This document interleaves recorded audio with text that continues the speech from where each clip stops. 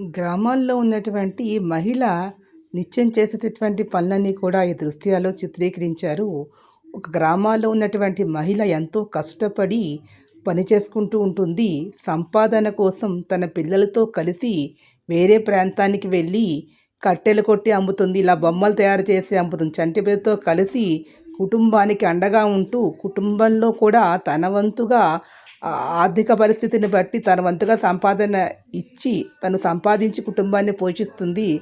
అదేవిధంగా తన ఇద్దరి పిల్లలతో కలిసి కూరలు అమ్ముకోవడానికి వెళ్తుంది. తన పిల్లలతో కలిసి నూతిలో నీళ్లు తీసుకోవాలన్నా, బట్టలు ఉతుక్కోవాలన్నా, ఆఖరికి ఇంట్లో పిండి రుబ్బి వంట చేసుకోవడానికి కూడా తన బిడ్డలతోనే కలిసి చేసుకుంటుంది. అలాగే కాలువ దాటేటప్పుడు, నది దాటేటప్పుడు కూడా బిడ్డను నెత్తి మీద కూర్చోబెట్టుకుని కూడా దాడుతూ బిడ్డను సంరక్షించుకుంటూ ఉంటుంది. మహిళ చేసేటటువంటి శ్రమ అద్భుతమైనటువంటి.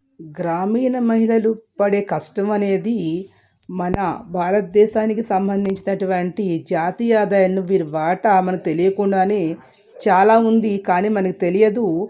వారు ఆర్థిక సాధికారత, సామాజిక సాధికారత ఏది పొందకుండానే వారు సమాజానికి కూడా ఎంతో సేవ చేస్తున్నారు, కుటుంబానికి సేవ చేస్తున్నారు.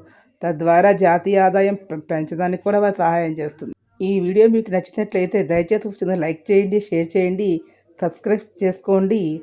మహిళలను ప్రోత్సహించండి. This is my request.